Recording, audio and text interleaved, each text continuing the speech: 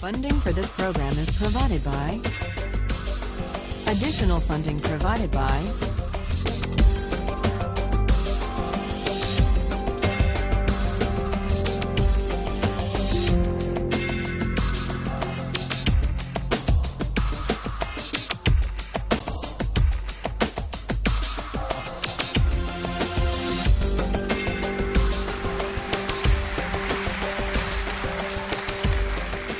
This is a course about justice, and we begin with a story.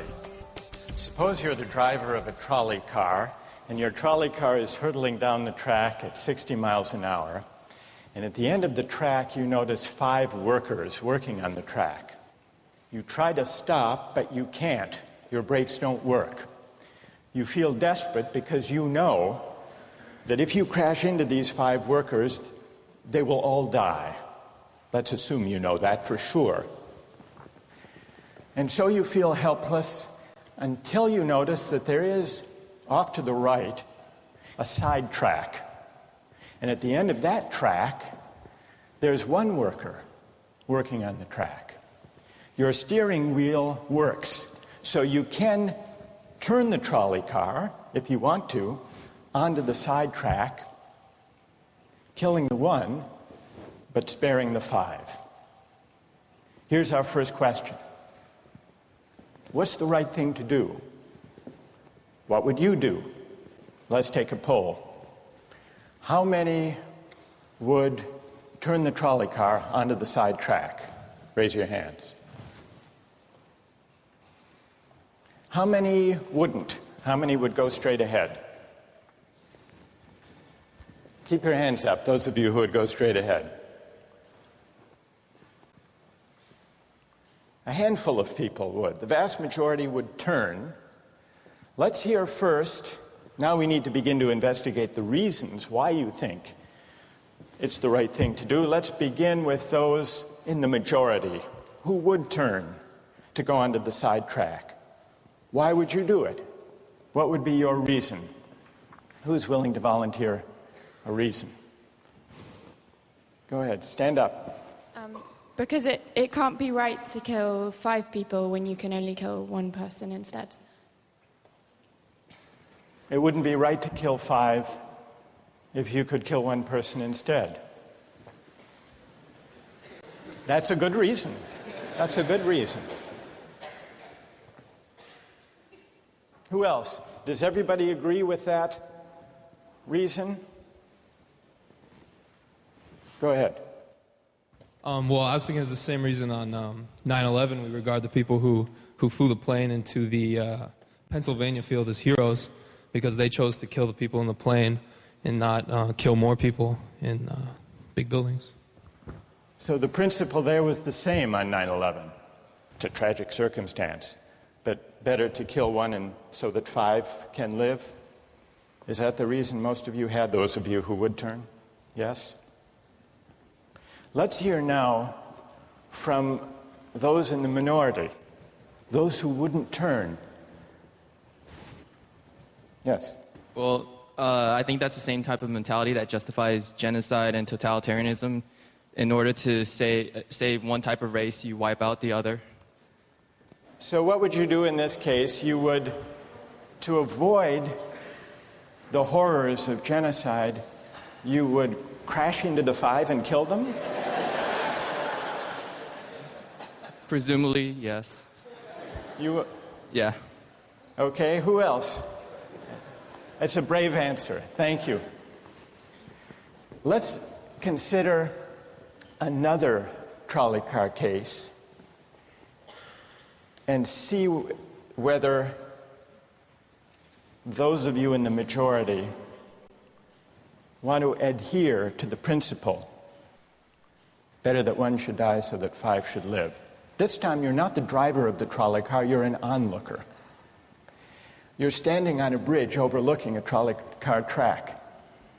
And down the track comes a trolley car. At the end of the track are 5 workers. The brakes don't work. The trolley car is about to careen into the 5 and kill them.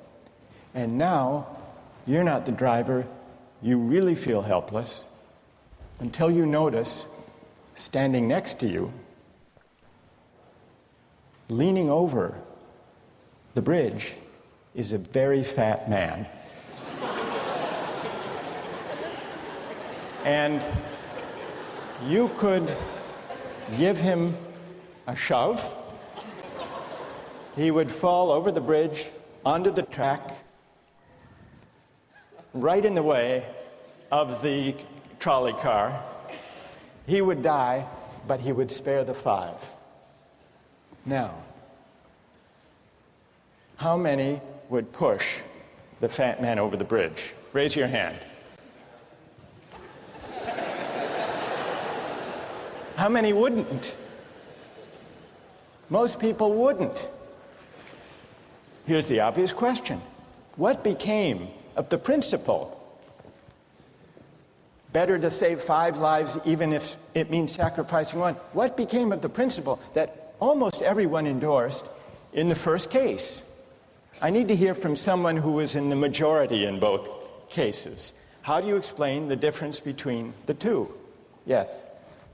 The second one, I guess, involves an active choice of pushing the person down, which I guess that person himself would otherwise not have been involved in this situation at all. And so to choose on his behalf, I guess, to involve him in something that he otherwise would have escaped is, I guess, more than what you have in the first case, where the 3 parties, the driver and the 2 sets of workers, are already, I guess, in the situation. But the guy working, the one on the track off to the side, he didn't choose to sacrifice his life any more than the fat man did he? That's true, but he was on the tracks. And you... This guy was on the bridge. Go ahead, you can come back if you want. All right, it's a hard question. All right, you did well. You did very well. It's a hard question. Who else can find a way of reconciling the reaction of the majority in these 2 cases? Yes? Well, I guess in the first case, where you have the 1 worker and the 5, it's choice between those 2, and you have to make a certain choice, and people are going to die because of the trolley car, not necessarily because of your direct actions. The trolley car is a runaway thing, and you're making a split-second choice, whereas pushing the fat man over is an actual act of murder on your part. You have control over that, whereas you may not have control over the trolley car. So I think it's a slightly different situation. All right, who has a reply? No, that's good. Who has a way? Who wants to reply? Is that a way out of this? I don't think that's a very good reason, because you choose to... It's either way you have to choose who dies, because you either choose to turn and kill the person, which is an active conscious thought to turn, or you choose to push the fat man over, which is also an active conscious action. So either way you're making a choice. Do you want to reply?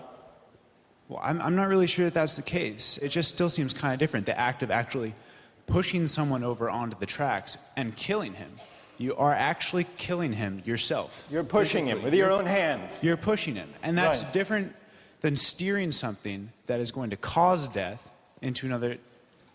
You know, it doesn't good. really sound right saying it now. No, it's good. But I'm up here. It's good. What's your name? Andrew. Andrew. Let me ask you this question, Andrew. Yes. Suppose, standing on the bridge next to the fat man, I didn't have to push him. Suppose he were standing over a trap door that I could open by turning a steering wheel like that.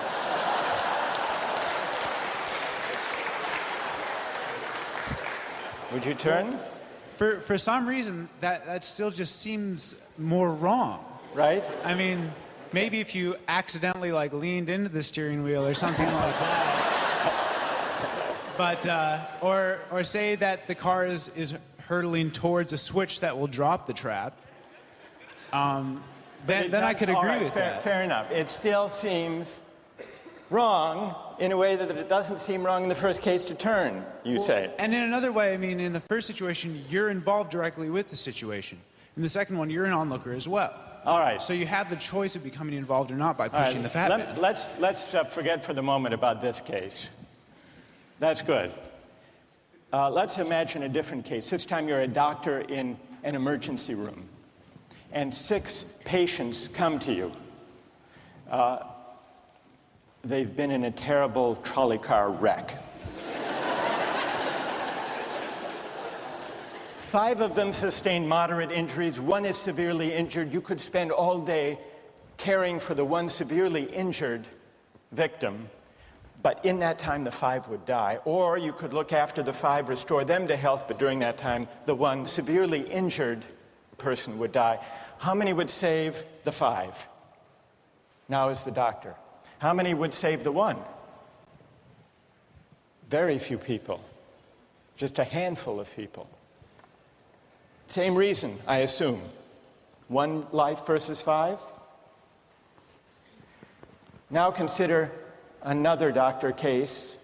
This time you're a transplant surgeon, and you have 5 patients, each in desperate need of an organ transplant in order to survive. 1 needs a heart, 1 a lung, 1 a kidney, 1 a liver, and the 5th, a pancreas. And you have no organ donors.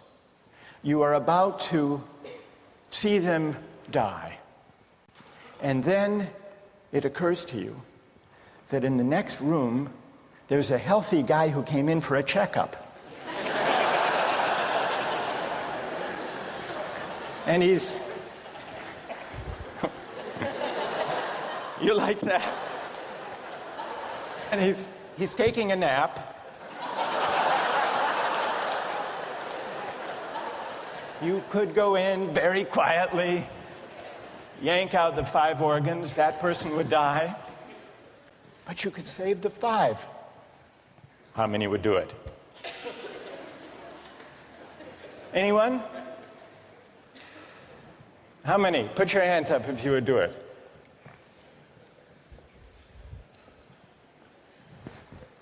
Anyone in the balcony? You would? Be careful, don't lean over too much. What? How many wouldn't? All right. What do you say? Speak up in the balcony, you who would yank out the organs. Why? I'd actually like to explore a slightly alternate possibility of just taking the 1 of the 5 who needs an organ who dies first, and using their 4 healthy organs to save the other 4. That's a pretty good idea.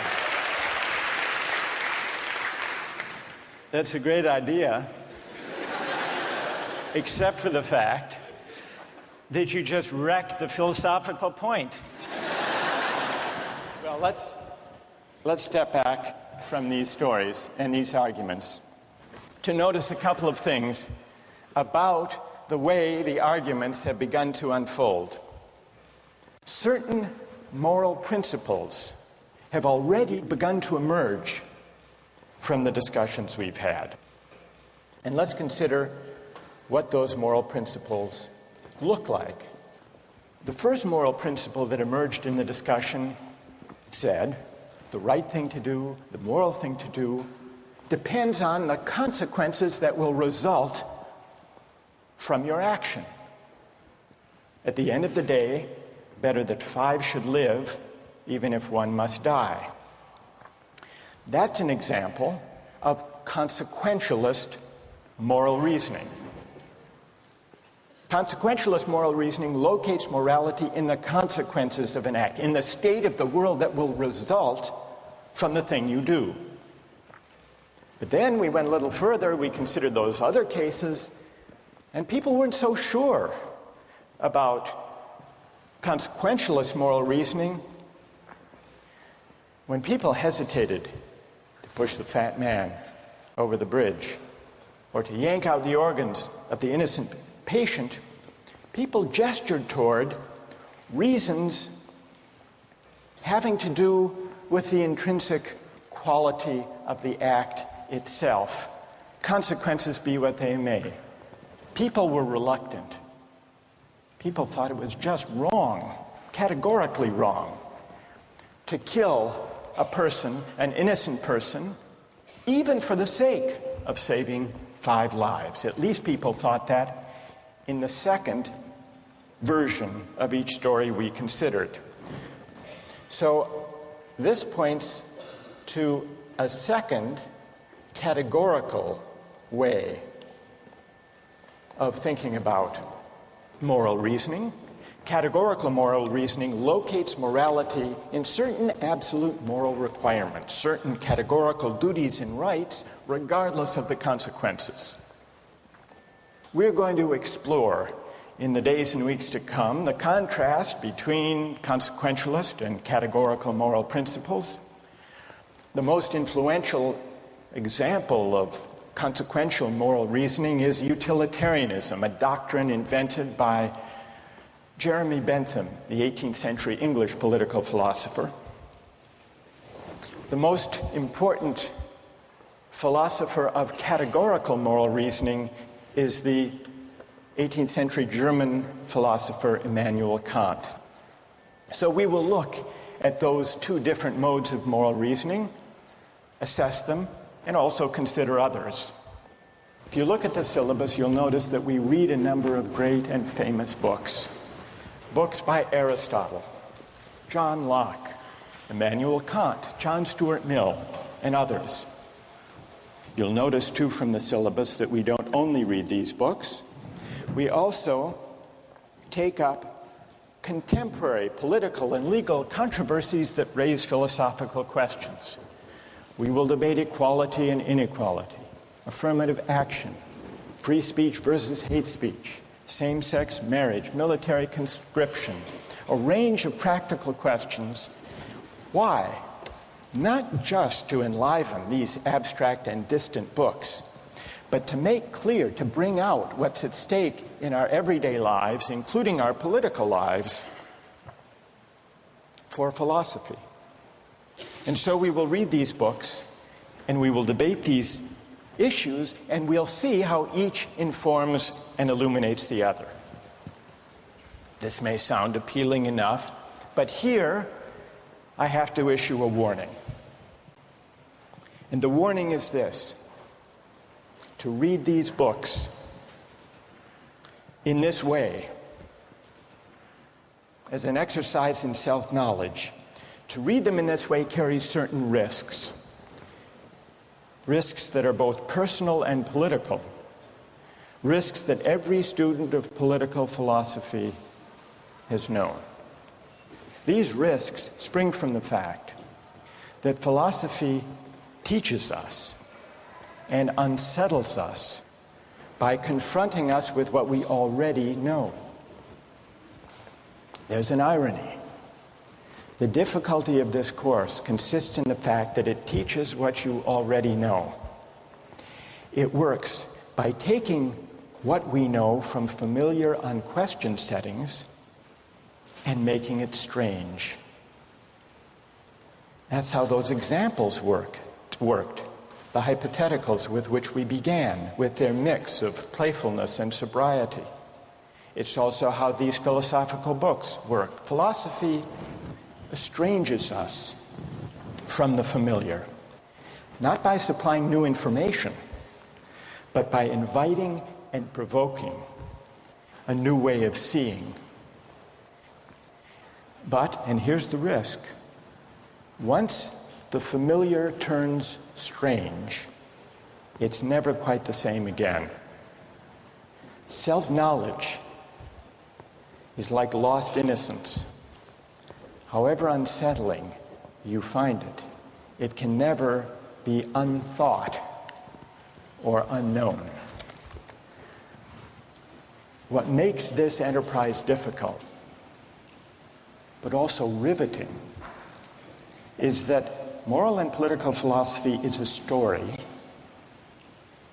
and you don't know where the story will lead, but what you do know is that the story is about you.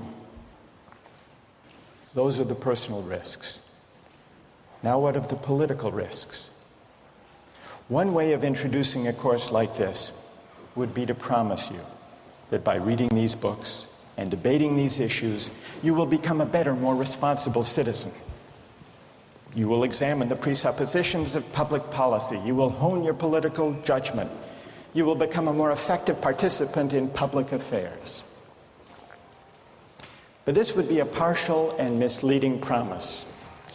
Political philosophy, for the most part, hasn't worked that way. You have to allow for the possibility that political philosophy may make you a worse citizen rather than a better one, or at least a worse citizen before it makes you a better one. And that's because philosophy is a distancing, even debilitating activity. And you see this going back to Socrates. There's a dialogue, the Gorgias, in which one of Socrates' friends, Callicles, tries to talk him out of philosophizing. Callicles tells Socrates, philosophy is a pretty toy if one indulges in it with moderation at the right time of life. But if one pursues it further than one should, it is absolute ruin. Take my advice, Callicles says. Abandon argument. Learn the accomplishments of active life. Take for your models not those people who spend their time on these petty quibbles, but those who have a good livelihood and reputation and many other blessings. So Callicles is really saying to Socrates, quit philosophizing, get real, go to business school. And Callicles did have a point. He had a point because philosophy distances us from conventions, from established assumptions, and from settled beliefs. Those are the risks, personal and political. And in the face of these risks, there is a characteristic evasion. The name of the evasion is skepticism. It's the idea, well, it goes something like this. We didn't resolve once and for all either the cases or the principles we were arguing when we began. And if Aristotle and Locke and Kant and Mill haven't solved these questions after all of these years, who are we to think that we here in Sanders Theatre over the course of a semester can resolve them? And so maybe it's just a matter of each person having his or her own principles and there's nothing more to be said about it. No way of reasoning. That's the evasion of skepticism, to which I would offer the following reply. It's true, these questions have been debated for a very long time. But the very fact that they have recurred and persisted may suggest that though they're impossible in one sense, they're unavoidable in another. And the reason they're unavoidable, the reason they're inescapable, is that we live some answer to these questions every day. So skepticism, just throwing up your hands and giving up on moral reflection, is no solution. Immanuel Kant described very well the problem with skepticism when he wrote, "Skepticism is a resting place for human reason, where it can reflect upon its dogmatic wanderings, but it is no dwelling place for permanent settlement. Simply to acquiesce in skepticism," Kant wrote, "can never suffice to overcome the restlessness of reason." I've tried to suggest through these stories and these arguments some sense of the risks and temptations, of the perils and the possibilities. I would simply conclude by saying that the aim of this course is to awaken the restlessness of reason and to see where it might lead. Thank you very much.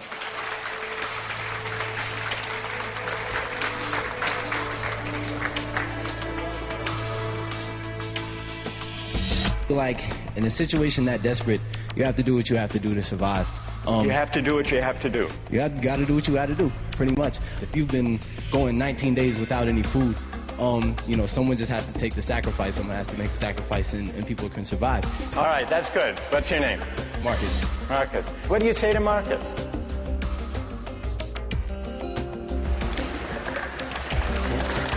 Last time, we started out last time with some stories, with some moral dilemmas about trolley cars and about doctors and healthy patients vulnerable to being victims of organ transplantation, we noticed two things about the arguments we had. One had to do with the way we were arguing. We began with our judgments in particular cases. We tried to articulate the reasons or the principles lying behind our judgments.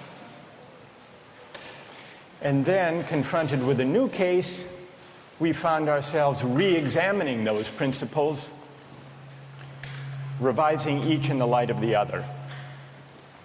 And we noticed the built-in pressure to try to bring into alignment our judgments about particular cases and the principles we would endorse on reflection. We also noticed something about the substance of the arguments that emerged from the discussion. We noticed that sometimes we were tempted to locate the morality of an act in the consequences, in the results, in the state of the world that it brought about. And we called this consequentialist moral reasoning. But we also noticed that in some cases, we weren't swayed only by the result. Sometimes, many of us felt that not just consequences, but also the intrinsic quality or character of the act matters morally.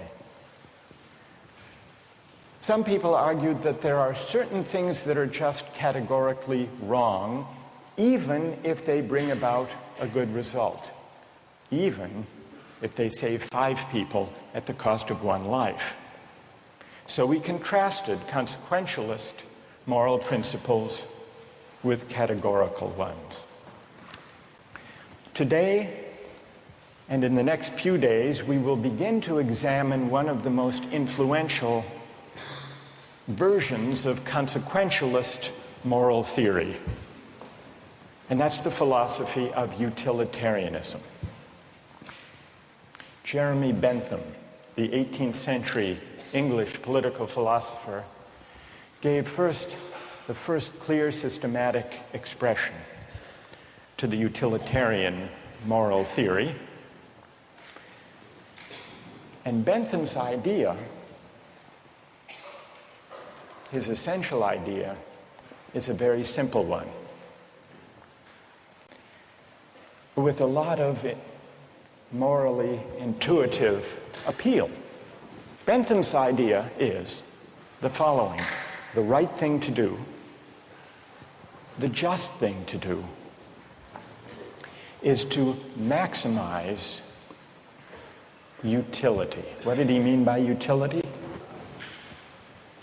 He meant by utility the balance of pleasure over pain, happiness over suffering.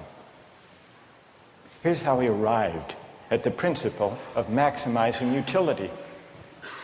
He started out by observing that all of us, all human beings, are governed by 2 sovereign masters, pain and pleasure. We human beings like pleasure and dislike pain. And so we should base morality, whether we're thinking about what to do in our own lives, or whether as legislators or citizens we're thinking about what the laws should be. The right thing to do, individually or collectively, is to maximize, act in a way that maximizes the overall level of happiness. Bentham's utilitarianism is sometimes summed up with the slogan, "the greatest good for the greatest number."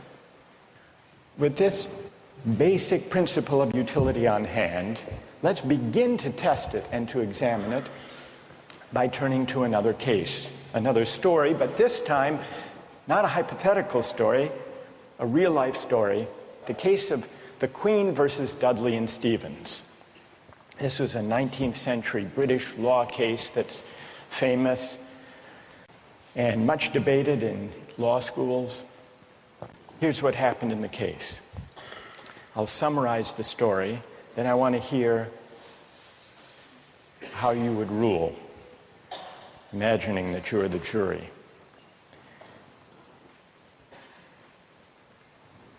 A newspaper account of the time described the background.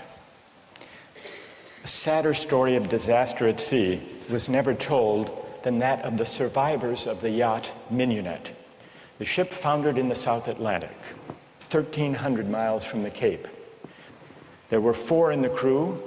Dudley was the captain. Stevens was the first mate. Brooks was a sailor. All men of excellent character, or so the newspaper account tells us. The 4th crew member was the cabin boy, Richard Parker, 17 years old. He was an orphan. He had no family. And he was on his first long voyage at sea. He went, the news account tells us, rather against the advice of his friends. He went in the hopefulness of youthful ambition, thinking the journey would make a man of him. Sadly, it was not to be. The facts of the case were not in dispute. A wave hit the ship, and the Mignonette went down. The 4 crew members escaped to a lifeboat. The only food they had were 2 cans of preserved turnips, no fresh water. For the first 3 days, they ate nothing. On the 4th day, they opened one of the cans of turnips and ate it. The next day, they caught a turtle. Together with the other can of turnips, the turtle enabled them to subsist for the next few days. And then for 8 days, they had nothing. No food, no water. Imagine yourself in a situation like that. What would you do? Here's what they did. By now, the cabin boy, Parker, is lying at the bottom of the lifeboat in the corner because he had drunk seawater against the advice of the others, and he had become ill, and he appeared to be dying. So on the 19th day, Dudley, the captain, suggested that they should all have a lottery, that they should draw lots to see who would die to save the rest. Brooks refused. He didn't like the lottery idea. We don't know whether this was because he didn't want to take the chance or because he believed in categorical moral principles. But in any case, no lots were drawn. The next day, there was still no ship in sight, so Dudley told Brooks to avert his gaze, and he motioned to Stevens that the boy Parker had better be killed. Dudley offered a prayer. He told the boy his time had come, and he killed him with a penknife, stabbing him in the jugular vein. Brooks emerged from his conscientious objection to share in the gruesome bounty. For 4 days, the 3 of them fed on the body and blood of the cabin boy. True story. And then they were rescued. Dudley describes their rescue in his diary with staggering euphemism, quote, "On the 24th day, as we were having our breakfast, a ship appeared at last. The 3 survivors were picked up by a German ship. They were taken back to Falmouth in England, where they were arrested and tried. Brooks turned state's witness. Dudley and Stevens went to trial. They didn't dispute the facts. They claimed they had acted out of necessity. That was their defense. They argued, in effect, better that one should die so that 3 could survive. The prosecutor wasn't swayed by that argument.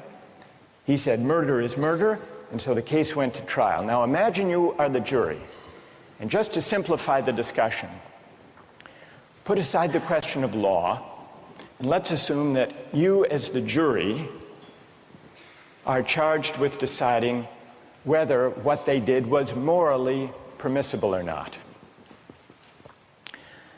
How many would vote not guilty, that what they did was morally permissible?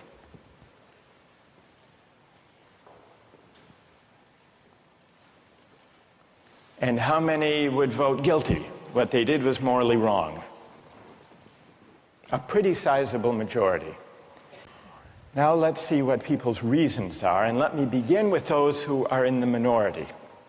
Let's hear first from the defense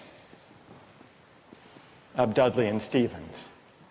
Why would you morally exonerate them? What are your reasons? Yes? I think it is morally reprehensible, but I think that there's a distinction between what's morally reprehensible and what makes someone legally accountable. In other words, as the judge said, what's always moral isn't necessarily against the law. And while I don't think that necessity justifies theft or murder or any illegal act, at some point your degree of necessity does in fact exonerate you from any guilt. Okay, good. Other defenders, other voices for the defense. Moral justifications for what they did. Yes? All right, thank you. I just feel like in a situation that desperate, you have to do what you have to do to survive. You have to do what you have to do. You got to do what you got to do, pretty much. If you've been going 19 days without any food, someone just has to take the sacrifice. Someone has to make the sacrifice, and people can survive. Right. And furthermore, from that, let's say they survive, and then they become productive members of society who go home and start like a million charity organizations and this and that and this and that. I mean, they benefit everybody in the end. Yeah. So, I mean, I don't know what they did afterwards. They might have gone and kill more people, whatever. But what? What if they went home and they turned out to be assassins? What if they weren't going home and turned out to be assassins? Well, you'd want to know who they assassinated. That's true, too. That's fair. That's fair. Okay. I want to know who they assassinated. All right, that's good. What's your name? Marcus. Marcus. All right. We've heard a defense, a couple of voices for the defense. Now we need to hear from the prosecution. Most people think what they did was wrong. Why? Yes. One of the first things that I was thinking was, if they haven't been eating for a really long time, maybe they're mentally affected, and so then that could be used as a defense, a possible argument that they weren't in the proper state of mind, they weren't making decisions they might otherwise be making. And if that's an appealing argument that you have to be in an altered mindset to do something like that, it suggests that people who find that argument convincing do think that they were acting immorally. But I want to know what you think. You defend them. You vote to convict, right? Yeah, I don't think that they acted in a morally appropriate way. And why not? What do you say? Here's Marcus. He just defended them. He said, you heard what he said. Yes. Yes. That you've got to do what you've got to do in a case like that. Yeah. What do you say to Marcus? That there's no situation that would allow human beings to take the idea of fate or the other people's lives in their own hands, that we don't have that kind of power. Good. Okay. Thank you. And what's your name? Britt. Britt? Yes. Okay. Who else? What do you say? Stand up. I'm wondering if Dudley and Stephen had asked for Richard Parker's consent in, dying, if that would that exonerate them from an act of murder, and if so, is that still morally justifiable? That's interesting. All right, consent. Wait, hang on. What's your name? Kathleen. Kathleen says, suppose they had asked, what would that scenario look like? So in the story, Dudley is there, penknife in hand, but instead of the prayer, or before the prayer, he says, Parker, would you mind? We're desperately hungry, as Marcus empathizes with. We're desperately hungry. You're not going to last long anyhow. Yeah. You can be a martyr. Would you be a martyr? Yeah. How about it, Parker?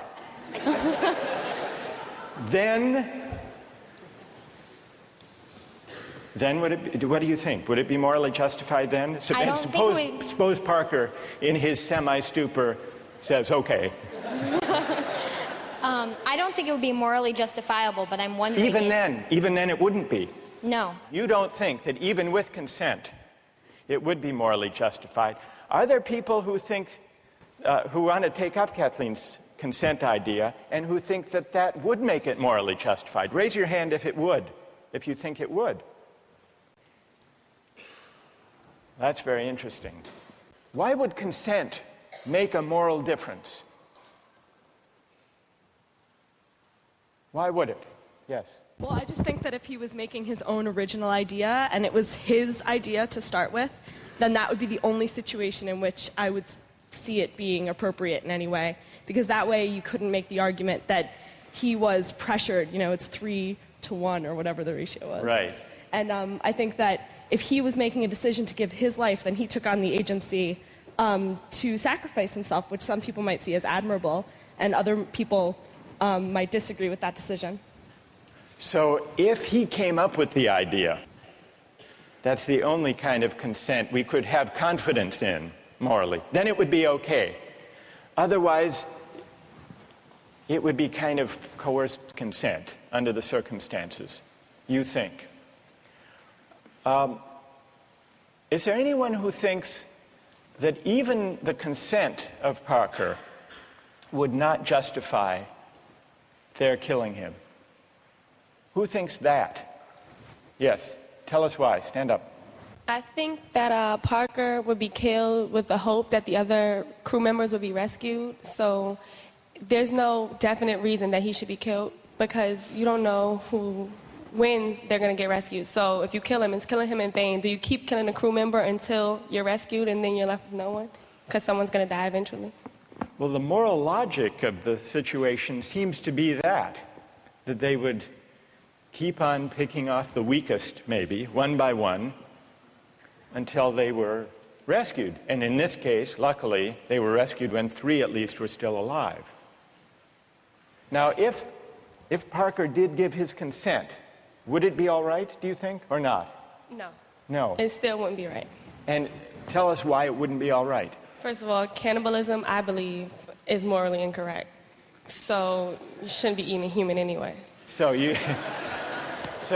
cannibalism is morally objectionable as such. So then, even on the scenario of waiting until someone died, still it would be objectionable.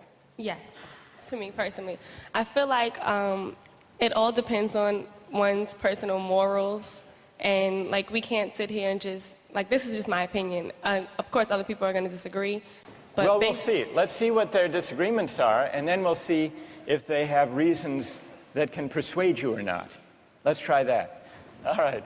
Let's, now, is there someone who can explain, those of you who are tempted by consent, can you explain why consent makes such a moral difference? What about the lottery idea? Does that count as consent? Remember, at the beginning, Dudley proposed a lottery.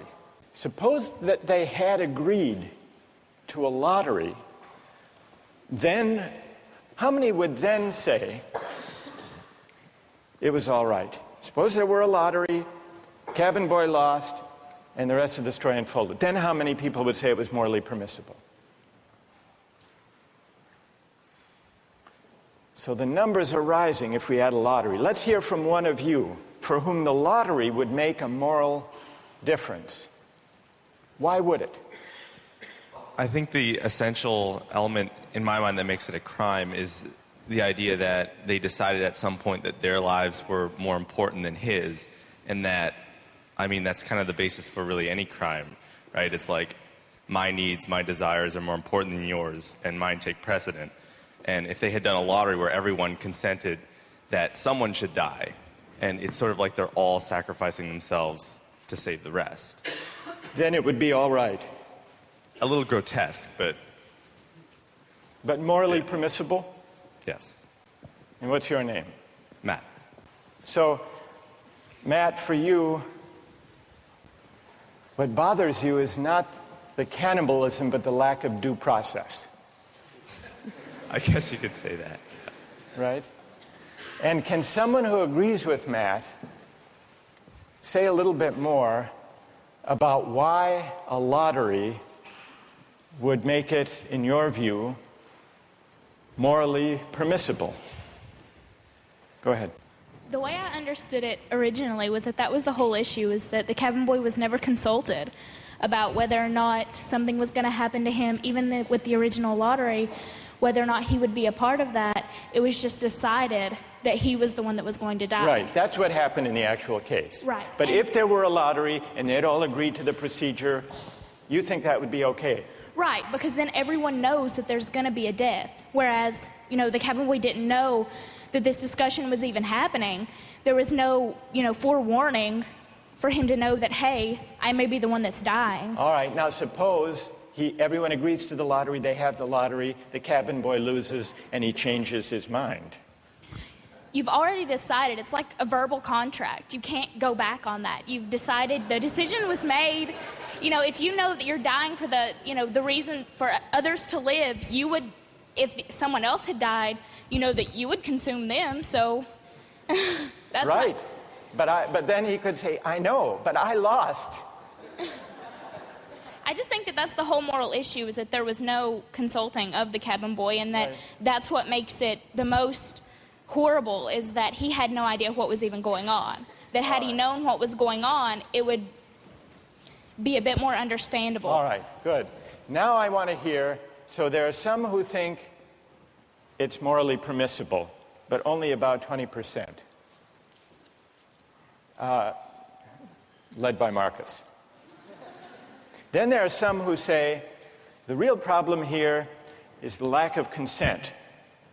Whether the lack of consent to a lottery, to a fair procedure, or, Kathleen's idea, lack of consent at the moment of death. And if we add consent, then more people are willing to consider the sacrifice morally justified. I want to hear now, finally, from those of you who think even with consent, even with a lottery, even with a final murmur of consent by Parker at the very last moment, it would still be wrong. And why would it be wrong? That's what I want to hear. Yes? Well, the whole time I've been leaning all towards the categorical moral reasoning. And I think that there's a possibility I'd be okay with the idea of a lottery and then the loser taking into their own hands to kill themselves, so that there wouldn't be, you know, an act of murder. But I still think that even that way it's coerced. And also I don't think that there's any remorse. Like in Dudley's diary, we were eating our breakfast. It seems as though he's just sort of like, you know, the whole idea of not valuing someone else's life. So that makes me feel like I have to take the categorical. You want to throw the stand. book at him when he lacks remorse or a sense of having done anything wrong. Right. So, all right, good. Any other defenders of who say it's just categorically wrong, with or without consent? Yes, stand up. Why? I think undoubtedly the way our society is shaped, murder is murder. Murder is murder in every way, and our society looks at murder down on it in the same light, and I don't think it's any different in any case. Good. Let me ask you a question. There were 3 lives at stake versus 1. Okay. The one, the cabin boy, he had no family, he had no dependents. These other 3 had families back home in England, they had dependents, they had wives and children. Think back to Bentham. Bentham says we have to consider the welfare, the utility, the happiness of everybody. We have to add it all up. So it's not just numbers 3 against 1. It's also all of those people at home. In fact, the London newspaper at the time and popular opinion sympathized with them, Dudley and Stephens. And the paper said if they weren't motivated by affection and concern for their loved ones at home and their dependents, surely they wouldn't have done this. Yeah, and how is that any different from people on a corner trying to have with the same desire to feed their family? I don't think it's any different. I think in any case, if I'm murdering you to advance my status, that's murder, and I think that we should look at that all in the same light instead of criminalizing certain activities and making certain things seem more violent and savage, when in the same case it's all the same. It's all the same act and mentality that goes into murder, necessity to feed your family. So suppose it weren't 3, suppose it were 30, 300. 1 life to save 300. Or in wartime, 3,000. Suppose the stakes are even bigger. Suppose the stakes are even bigger. I think it's still the same deal. you think Bentham is wrong to say the right thing to do is to add up the collective happiness? You think he's wrong about that? I don't think he's wrong, but I think murder is murder in any case. Yeah, well, then Bentham has to be wrong. If you're right, he's wrong. Okay, then he's wrong. All right. Right. Thank you. Well done. All right, let's step back from this discussion and notice how many objections have we heard to what they did. We heard some defenses of what they did. The defenses had to do with necessity, their dire circumstance, and, implicitly at least, the idea that numbers matter. And not only numbers matter, but the wider effects matter. Their families back home, their dependents. Parker was an orphan. No one would miss him. So if you add up, if you try to calculate the balance of happiness and suffering, you might have a case for saying what they did was the right thing. And then we heard at least 3 different types of objections.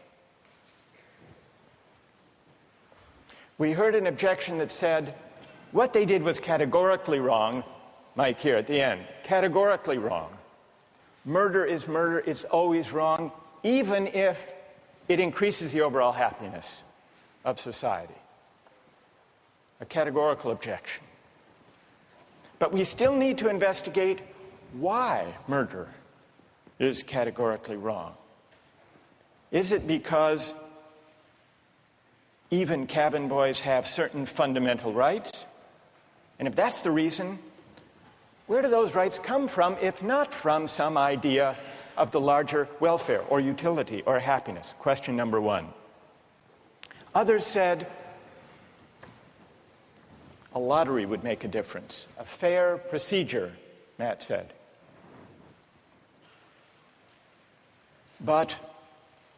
And some people were swayed by that. That's not a categorical objection exactly. It's saying everybody has to be counted as an equal, even though at the end of the day, one can be sacrificed for the general welfare. That leaves us with another question to investigate. Why does agreement to a certain procedure, even a fair procedure, justify whatever result flows from the operation of that procedure? Question number 2. And question number 3, the basic idea of consent. Kathleen got us onto this. If the cabin boy had agreed himself, and not under duress, as was added, then it would be all right to take his life to save the rest. And even more people signed on to that idea. But that raises a third philosophical question. What is the moral work that consent does? Why does an act of consent make such a moral difference that an act that would be wrong, taking a life without consent, is morally permissible with consent? To investigate those 3 questions, we're going to have to read some philosophers. And starting next time, we're going to read Bentham and John Stuart Mill, utilitarian philosophers. Don't miss the chance to interact online with other viewers of Justice. Join the conversation, take a pop quiz, watch lectures you've missed, and learn a lot more. Visit justiceharvard.org. It's the right thing to do.